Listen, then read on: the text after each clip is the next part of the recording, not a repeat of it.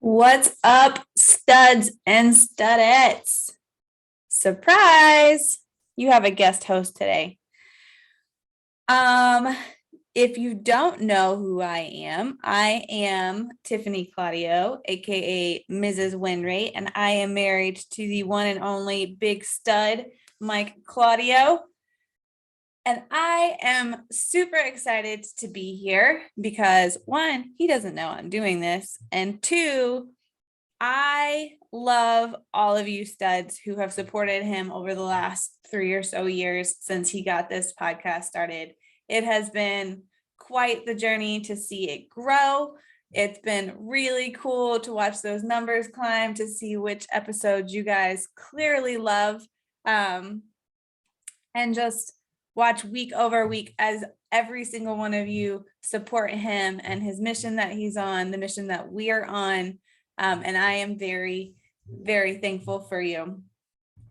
So Mike and I were supposed to do a recording to tell you guys our story and where it all started.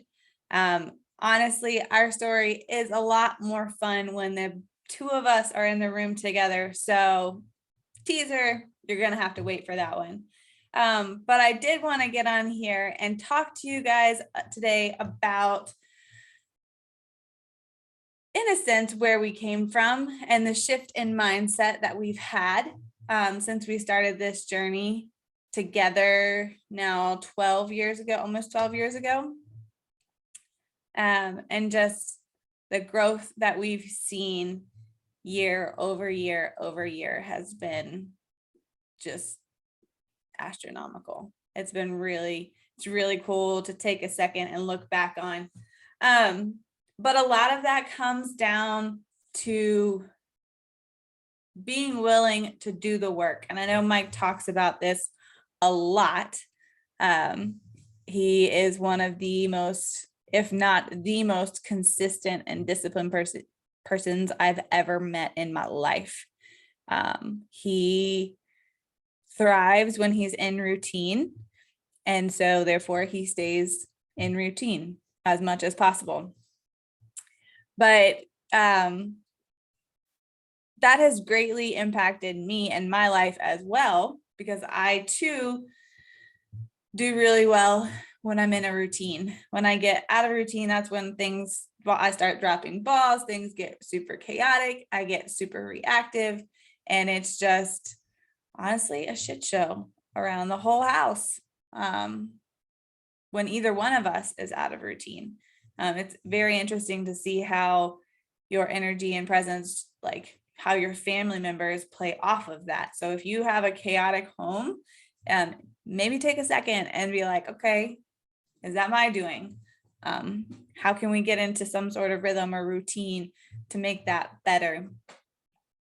But the biggest shift we've made, because we've always been we've always been creatures of habit. So that hasn't been, like, our routine has shifted, but that hasn't been the biggest shift over the last 12 years. The biggest shift has definitely been in mindset. And you know, those times in life when you just get to a point where you're like, there's got to be more to this. Like, this can't be it. Honestly, ever since I entered the working world after college, I told every potential employer I had in the interview process that, guys, I don't live to work. I work to live.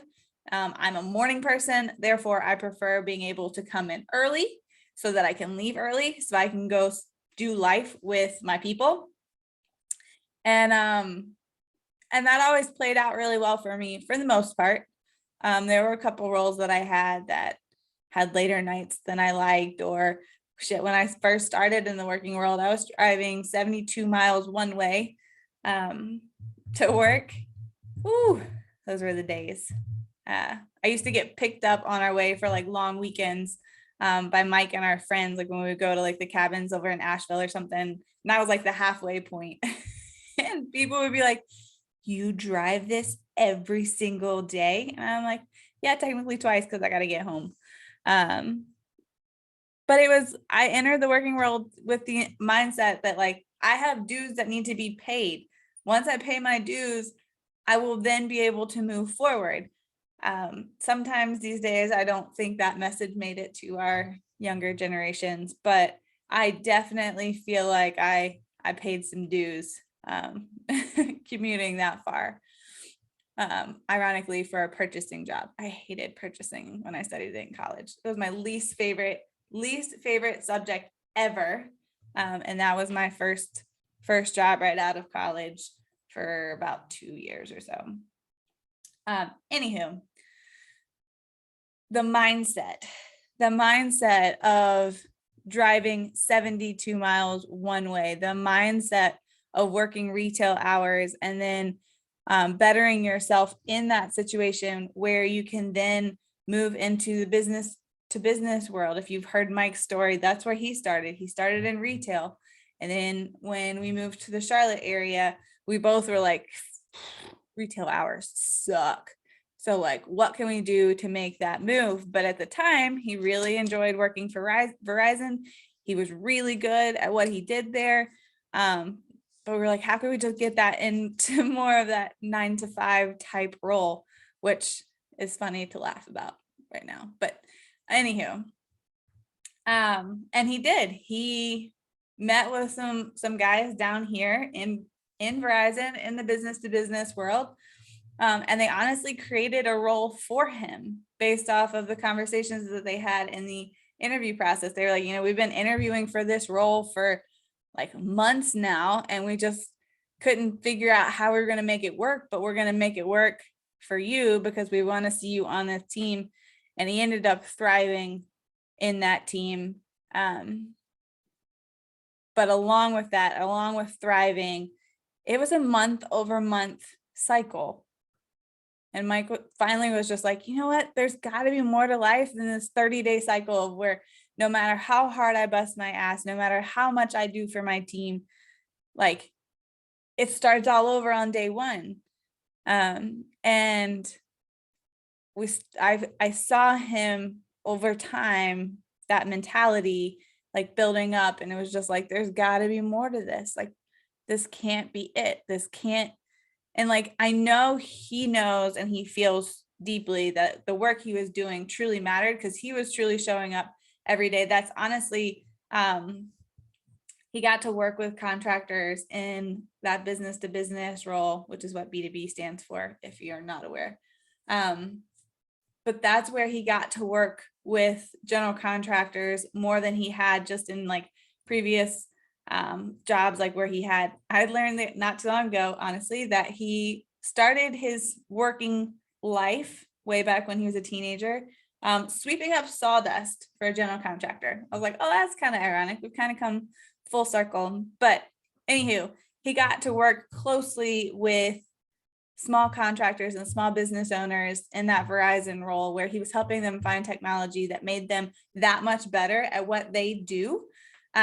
Because honestly, guys, sometimes these GCs, they're really good carpenters, but they don't understand the business side, and they're for sure not salesmen. And they're just like, I'm just really good at what I do, but I don't want to deal with that side of the house. So initially, I think that's where the seed was planted that Mike was like, these are genuinely good guys that I just want to help. And so that seed was planted, it started to grow. He started to help friends in their businesses or in their sales roles, and he was coaching them, but just kind of like giving them advice from a friend's perspective, and then realized, hey, if I can do this, like I'm doing this for free, like let me actually go like do some good, right? So he got over the 30-day cycle at Verizon.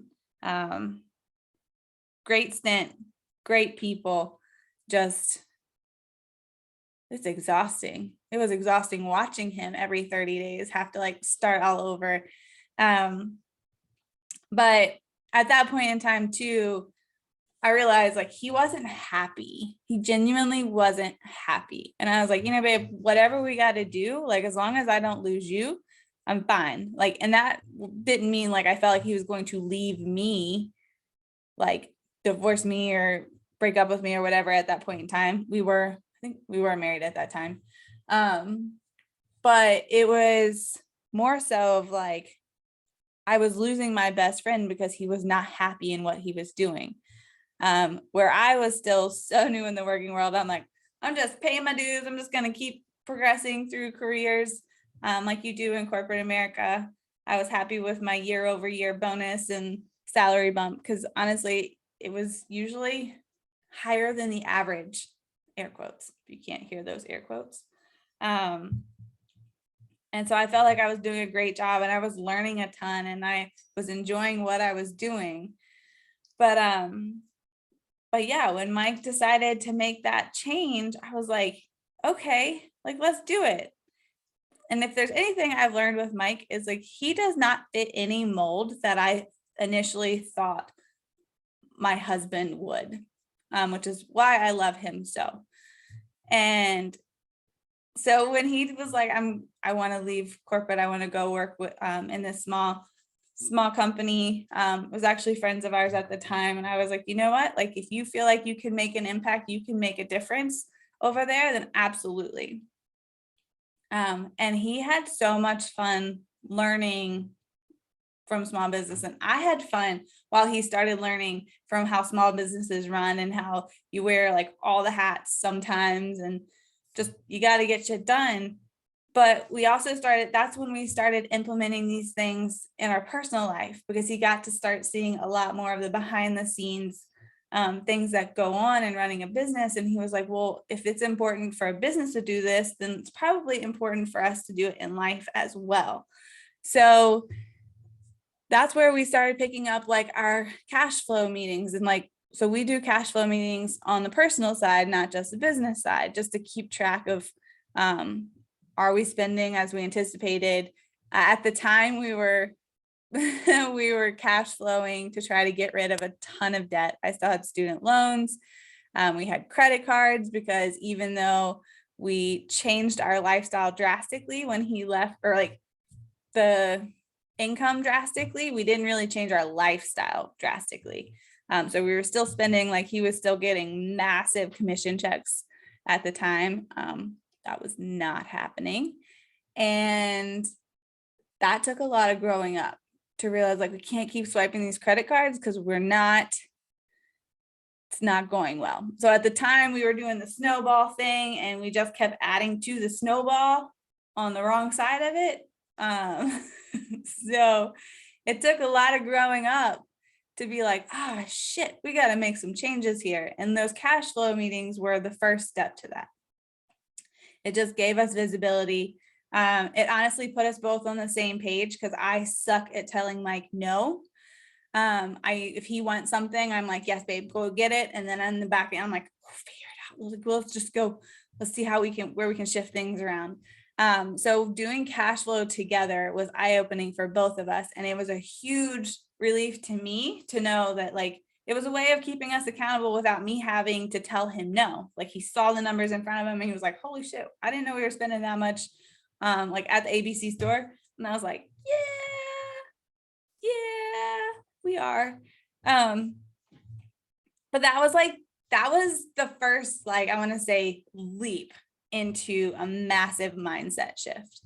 And then as Mike got more involved in the small business world, he started listening to more podcasts to learn about small businesses. And that's where he realized a lot of successful small business owners started, like, they attributed their success to reading. So he started reading, he started growing, which, if you've heard our story before, you know that led to a gap between him and I, because I was only growing mainly on my career side, which I felt like was significant growth, and I loved what I was doing, but I didn't focus that necessarily on the personal side. And even though at the time we were growing financially, both of us were making strides on, like, growth on our salaries and that sort of thing, we were still very much so stuck in a scarcity mindset. Like, we were still living paycheck to paycheck. Yes, my massive student loans did not help out with that. But I think I can say from my perspective, I still lived in that, like, if we make more, we're taking from somebody else kind of mindset, right? Money doesn't always grow on trees. No, it doesn't grow on trees, but there truly is plenty out there in the world that if you want it, like, you can go get it and you're not harming somebody else to get it. It took a lot of just training and reading and breaking down the thoughts that, like, their cages or whatever you want to call them, that you grew up with. And sometimes that was unintentional. Like, we pick up a lot of those thoughts and those preconceived notions about money or relationships or love from the people we saw growing up, right? And to be honest, money, there were credit card issues when I was growing up. So any conversation I ever heard about money, it was usually like nervousness or someone's going to be upset because we're using credit cards again, which is why Mike and I both avoid credit cards at all, like for personal spending, because it took a lot of discipline to learn how to use them appropriately. It's very easy to just swipe, and then you're like, oh shit, I don't have the actual cash to cover that, which is what we did for a long time. But when you learn and you have that mindset shift that if you want to make money, it's out there to be made. One of the greatest lessons we've learned over the last few years is you don't have a spending problem, you have an earning problem. Holy shitballs. That was like, I've never been in a role where my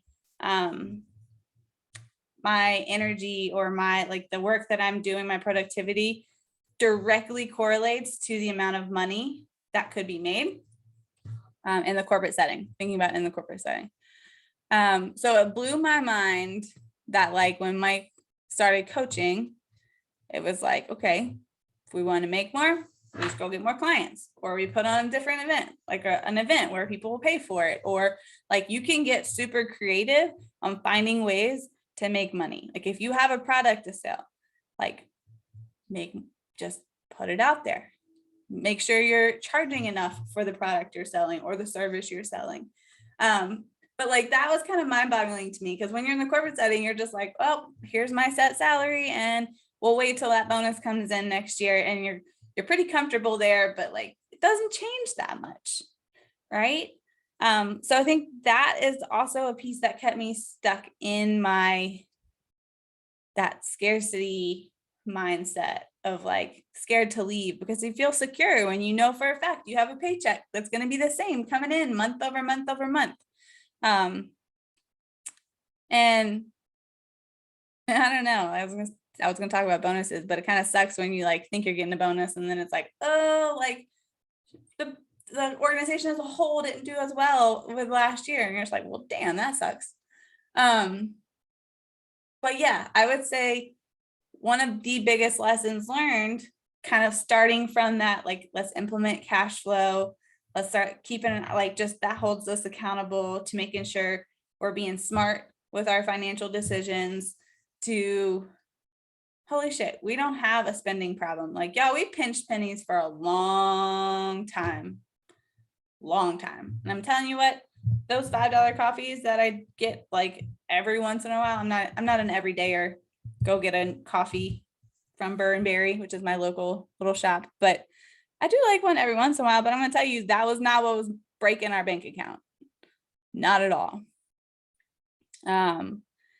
And there was just a lot of growth that happened from that perspective of like, if we want something bad enough, we can go get it.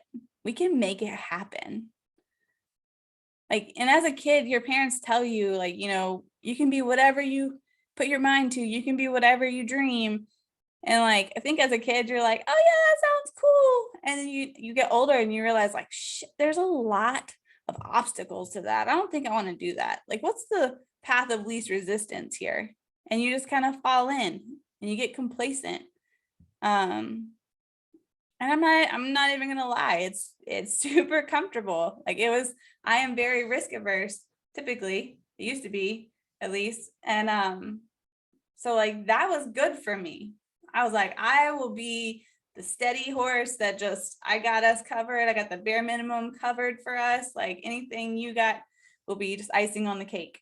And that took a lot of growth over the last few years to realize like I am capable of so much more. And I knew I wanted to make a difference. And it took me a few years. Like Mike made that switch, back in 2015, I think, 20, something like that, around 2015. I guess it was before that. It was before MJ got here, I think. I really don't know. Yeah, it was, because I was pregnant when we were at BNI. Sorry, thinking through our timeline here. Yeah, geez. So he made that switch before 2015 into the small business world. And I didn't start having those thoughts of like, is what I'm doing every day, does it really matter? Like, what value am I bringing? Like at that point, we brought 2 kids into the world. I'd completely let myself go. I was in full-blown survival mode. And I was just like, this can't be it. At that point, I was literally waking up and just living to work and like make it through the day, keep my kids alive, and ideally keep my husband around. That's where I was mentally. That was 2019. I turned 30 and I was like, there's got to be more to life than this. And Mike at the time was growing and thriving, and he was headed in a trajectory that I was like, this is awesome, but I don't feel like I'm on the same rocket ship as you. And so I had to start diving in and I had to start growing, but I had to have that want of like, there's got to be more to this. There's got to be more than living paycheck to paycheck. There's got to be more than just showing up every day to build something that in 6 months probably isn't even going to be used, right? And Mike tried to help spin it this way and that, to be like, you're creating an environment where people get to come and they get to do work that supports their family. And I was like, that's cool and all, but it really doesn't speak to me. Like, I love making people's lives more enjoyable and their work more efficient so that they enjoy their job. Therefore, they're more enjoyable to be around and they want to show up to work. But what the world I was in, as much as I love the people that were around me, I was like, this is not what I'm here on this earth to do. I don't know what that is, but I was willing to dive in and start to break those chains, break the chains of like, this was the guaranteed path to success. And I'm like, and I think I don't want to say lucky, but I was blessed to be able to see like Mike started to pave the way for that, that unorthodox, again, I'm using air quotes if you're not watching this on video, but that unorthodox entrepreneur path. I didn't grow up around entrepreneurs. That it was scary. It was unknown. Like I knew nothing about it. Right. But I knew that there had to be something out there, whether it was in a corporate setting or not, there had to be something out there that would be work that I felt like I was truly bringing value to this world. And so from 2010, I was gonna say 2012, but 2010, when Mike and I first met, we were both gung-ho about the roles we were playing in life, in the corporate setting, in retail, nonetheless. He wasn't gung-ho about retail, but he was making really good money. And we thought we were on the right path. We were on the path to success until we realized, shit, we had to redefine what success meant to us. We had a lot of growing up to do. And if I'm being honest, we're just getting started. We still got a lot of growing up to do. But I can tell you that since we both jumped into this journey together of personal growth and finding our purpose, defining our purpose, understanding what success looks like to us, not just what we were taught intentionally or unintentionally that the path to success looked like. And y'all, there is no handbook to being a parent. So like our parents did an incredible job raising us. Like they did the best they can do. And I'm telling you, every day I show up and I'm doing the best I can do with my boys. And I know Mike does the same. But sometimes we unintentionally pick things up along the way that they just don't serve us anymore. And like they meant well, but they weren't meant for us. So all of that to say, that was a high level of our mindset growth, especially around the like switching from scarcity to abundance. And I'm not saying that like we've completely broken that. There are still moments where we're like, is it really out there? Are we really gonna pull this off? Like me and Mike talk about all the time. Just like that feeling of like waiting for the other shoe to drop. It's still kind of too soon because that did happen 2 years ago. Right? We all know what that feeling feels like when literally it felt like the world stopped turning. But I think it was a new perspective that we all needed to see, to know that like literally whatever we put our minds to, and our minds had a lot of time to do some thinking, but whatever we put our minds to, we can go do it. I don't know what that looks like for our world coming up in these next few years, but I think it's really cool. It's been really cool to see people get super creative over the last couple of years. It's been really cool to see how Mike has dreamed bigger and bigger, and he kept dreaming even when I wasn't able to dream. There was a point in time where I was like, I can't see anything. I can't dream. But he dreamed for both of us until I could catch up and I could get on the same rocket ship as him. And then we just literally skyrocketed together in our relationship and personally and in business. He got to retire me from corporate America.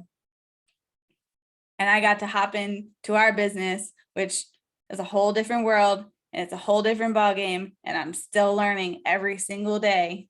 I still drop balls every single day. But I wouldn't trade it for $1 million. I don't need $1 million every month to live the lifestyle I want. Honestly, if I have my boys beside me and we have a warm place to call home and food on the table, we're fine. We do want nice things. We want a nice big house where we have room to spread out. We have room to play. But as long as we're all side by side, we've all agreed that's all that really matters to us. But having a bigger boat, y'all, means you get to have a bigger impact. And let me tell you, from where I'm sitting right now, in the last not even full year that I've been with WinRate, y'all, this is a ship I want to be on, and I will help build it. It could be the size of Noah's Ark for all I care. But like, I want as many people on this ride because y'all, it's fun. We are having so much fun. We are changing lives every day. That was one thing I was jealous of from like what Mike was doing versus what I was doing for the last few years. Was I was like, you literally show up to work every day and you are changing people's lives. And here I'm showing up and I'm like trying to force people to make a change to an application.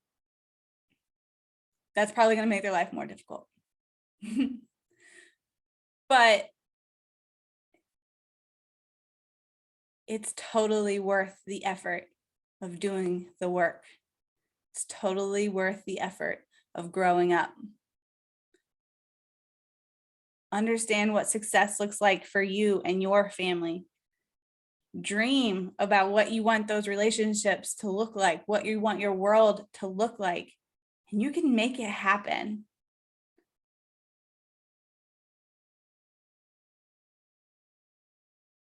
I appreciate every one of you guys for following along on our journey, whether you knew I existed or not. Hopefully you did, because I know Mike talks about me every once in a while. That, and you probably caught my blooper where I accidentally dropped my podcast on here. You're welcome. But I really appreciate all of the support from every single one of you that listens to this podcast and shows up on social media to show us love, and to follow our journey. And for those that have hopped all in on our mission with us, we love you guys. And we're very, very, very thankful for you. I hope you enjoyed your guest host today.